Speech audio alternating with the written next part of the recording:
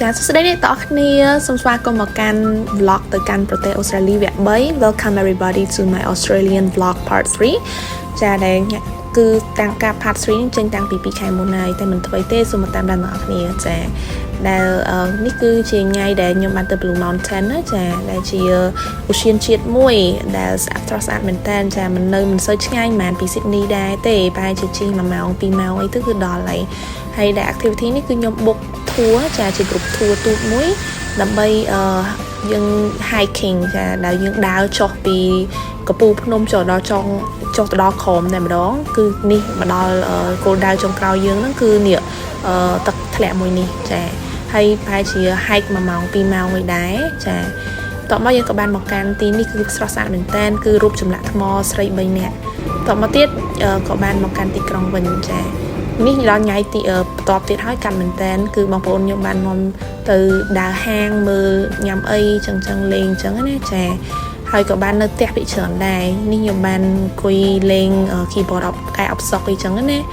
ចាអានេះថ្ងៃបន្ទាប់ទៀតហើយនិយាយទៅគឺកាត់មែនតែនហ្មងដែលខ្ញុំបាន book tour មួយគេហៅថា walking tour ដូចដែលបានឃើញអញ្ចឹងថាយើងដើរជា group ទូចមួយមាន guide គេនាំដើរអីចឹងណាកន្លែងគោលដៅសំខាន់នៅទីក្រុង Sydney ហ្នឹងចាហើយគាត់នេះបានបង្ហាញពីឆ្កែនេះព្យាយាមទៅឆ្កែនិយាយអីចឹងណាចាហើយឥឡូវគាត់បង្ហាញទីតាំងសំខាន់មួយគឺ QVB ដែលជាអគារមួយចាស់តែស្អាតមែនតើលេចធ្លោមែនតើចា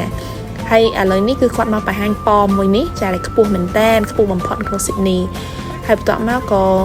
មកដល់កន្លែងនេះគឺមានធុងចាបច្រើនមែនតើអត់ដឹងហេតុអីដែរតែច្រើនណាគឺគាត់ថាចាបច្រើនដែលគេដាក់ត្រង់ជានិមិត្តតំណាងអីចឹងណាចាហើយនេះបាននេះមិនថាទីក្រុង Sydney មែនតើគេគាត់ធ្វើទូចេះមិញហ្នឹងឥឡូវនេះគេនាំមកកាន់គោលដៅចុងក្រោយគឺមកមើល Opera House និង Harbour Bridge ឥឡូវនេះគឺចាប់ tour ហើយយើងដើរម្នាក់ឯងម្ដងមកសារមន្ទីរក៏ដូចជាមក Sydney Botanic Garden មកសួនច្បារណាចាសួនផ្កាគេធំមែនតើដល់ទៅណាមកណាទេមើលទៅវែងចង់វែងអស់ហើយឥឡូវថ្ងៃទី13នេះមកកាត់មែនតើហ្មងគឺខ្ញុំ book tour group ទូចមួយដើម្បីធ្វើដំណើរពេញមួយថ្ងៃចាក់ចេញពីក្រុង Sydney តែម្ដងគឺទៅតាមស្រុកស្រែវាលដូចឃើញអញ្ចឹងថាកន្លែងធម្មជាតិស្អាតចាហើយនេះគឺស្ពានគេហៅថា Sea Cliff Bridge ដែលយើងវាខ្ពស់មែនតើស្ពានមួយនឹងហើយទេសភាពស្រស់ស្អាតមែនតើហើយមានតែខ្យល់វិញគ្រាន់មើលសក់នេះទៅក៏ដឹងដែរសក់ admin ទៅក៏ដឹងដែរថាចង់ប៉ាវហើយដល់ហើយបន្ទាប់ពីនោះមកគេនាំមកកន្លែងនេះដែលមានអារម្មណ៍ថារៀងប្លែកស្ងាត់ហើយវាស្មៅខៀវខ្ចីហើយបន្ទាប់មកវារៀងប្លែកដូចអ្នកទាំងអស់គ្នាឃើញអញ្ចឹងតែមានមួយខាងជាទន្លេហើយមួយខាងទៀតជាសមុទ្រដែលវាខណ្ឌចែកតែដោយវាខ្សាច់ជាមួយដីមកបន្តិចអញ្ចឹងណាចា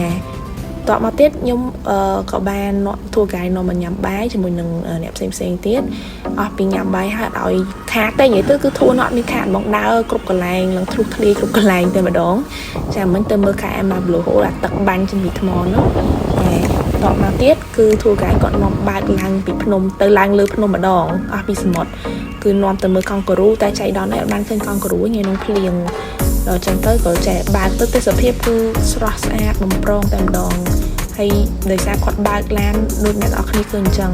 អត់មានមនុស្សសូម្បីតែម្នាក់វាមិនមែនថាវាអត់មនុស្សសូម្បីតែម្នាក់ទេវាតែពិបាក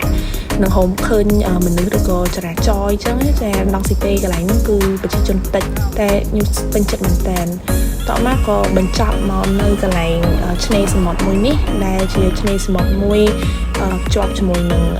ទីក្រុងតូចមួយដែរហើយឥឡូវនេះបានមកចូលបន្ទប់ទឹកចូលអីអញ្ចឹងណាចាស្ងប់ស្ងាត់ហើយពេលជិះមកដល់ Sydney វិញហ្នឹងឃើញថាអូព្រះអាទិត្យស្អាតមែនតើ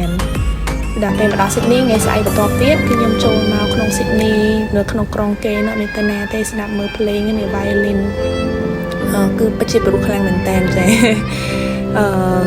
snow violin នេះតោះមកមានអ្នកលេង keyboard នៅចិត្ត Opera House យើងហ្នឹងនៅចិត្ត Circular Quay ហើយមានគេលេងហ្គីតាលេងអីព្រោះរំដំតែម្ដងក៏ទៅគឺអត់មានចេះធន់ចេះអីទេគាត់នៅស្ដាប់ខ្ញុំចូលចិត្តភ្លេងខ្លាំងចាដល់ពេលហើយនេះគឺយប់ចុងក្រោយមុននឹងស្អែកនឹងចេញទៅផ្ទះវិញអញ្ចឹងរៀងកំសត់ដែរនឹកមែនតែនហ្មង ចាដល់ពេលស្អែកឡើងបងប្អូនខ្ញុំគាត់ធ្វើនំកញ្ឆែអូយគាត់ថាប៉ិនធ្វើមែនតែនហ្មងឆ្ងាញ់មែនតែនតមកច្រៀងក្រៅអូខេច្រៀងចង់តែជា10បទទៅដឹងទេឥឡូវដល់វគ្គទៅបលីនហោះត្រឡប់ទៅកាន់ប្រទេសយើងវិញហើយចាហើយនិយាយទៅឡើងនិយាយមក trip នេះគឺ smooth រលូនល្អទាំងអស់តែម្ដងគឺពេញចិត្តខ្លាំងមែនតែននេះចូលមកដល់សិង្ហបុរីហើយព្រោះជិះពីយន្តហោះអស់ពីចុះពីសិង្ហបុរីអានេះបានឡើងបដូរទៅយន្តហោះទូចដើម្បីមកប្រកាន់ប្រទេសខ្មែរយើងវិញចាហើយឥឡូវនេះបានមកដល់ទីក្រុងភ្នំពេញនៃប្រទេសកម្ពុជាវិញហើយអូ trip នេះនិយាយពីថាសប្បាយ